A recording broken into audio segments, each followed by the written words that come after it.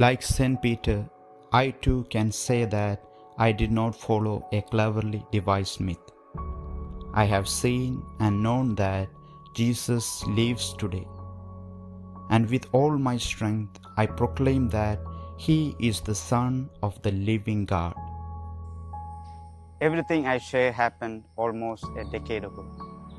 Since we were new immigrants in the United States, striving for the American dream, I had to do a full-time job along with my undergrad studies. I came to see why America is called the land of opportunities. I was a favorite student of some of my professors who gave me many opportunities and internships. And as time passed, my dreams grew bigger as well. One day, I happened to attend a rosary prayer meeting. During the rosary, I was daydreaming about my future. After the rosary, everyone started singing the beautiful Malayalam hymn, Aradhichidam Kumbit Aradhichidam. When I heard the verses in the hymn about surrendering oneself to Jesus as a child, a thought came to my mind. What if Jesus wants me to give up everything and follow Him to become a priest? I thought to myself, everything is possible for Jesus. If He really wants that, why don't He give me a sign? In my heart, I prayed, Jesus, if you really want me to follow you, give me a sign. Make the person leading the prayer say that to me right now. I was really surprised. The person leading the prayer suddenly stopped, and he asked me whether it would be okay if I tell my decision to everyone. I hardly knew what he was thinking or what he was about to say.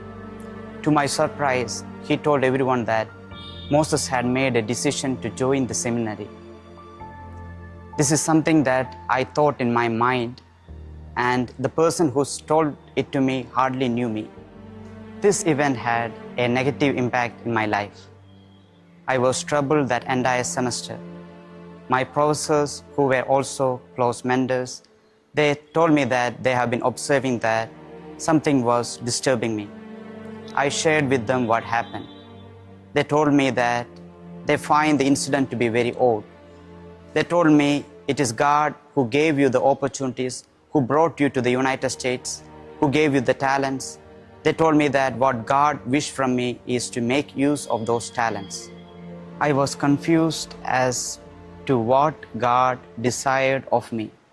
Part of me thought that God might have wanted me to become a scientist, while the other part thought that maybe God wants me to become a zealous priest.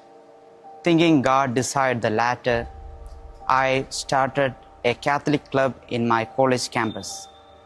This incident negatively affected my studies, and I performed bad that semester. As time went on, I almost lost my Christian faith. After 6 months of inner turmoil, one night I felt as if my Christian faith was a cleverly devised myth.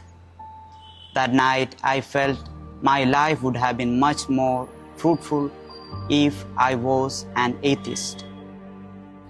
That same night, I had a dream. The dream was unusual because I was aware I was dreaming while in it.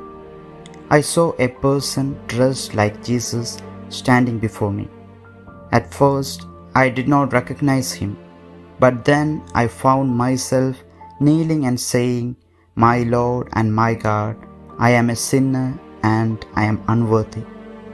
He touched me and told me that he desired an ordinary priestly life for me, not a life filled with high expectations.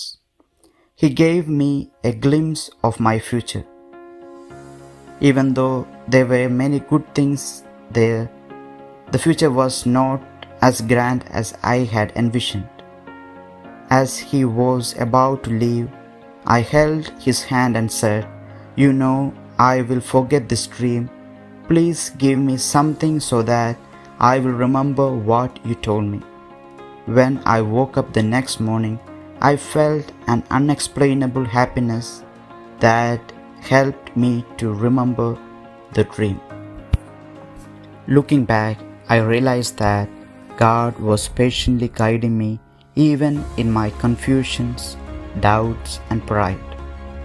He allowed me to wrestle with my ambitions, my fear of surrender, and even my disbelief so that I could encounter Him personally and understand that faith is not a cleverly devised myth but a living relationship with Jesus who knows us and calls us by name. This experience taught me that God has a well-defined plan for our life. His plans are always better because they are rooted in His love for us. He does not always call us to greatness in the eyes of the world, but to faithfulness in the small and hidden paths of our daily lives. Today, I stand firm in the conviction that Jesus lives, walks with us, and has a plan for each of us, no matter how impossible or uncertain life may seem. I pray that you too may open your heart to His voice, trust His guidance, and discover the peace that comes from knowing and following the Son of the living God.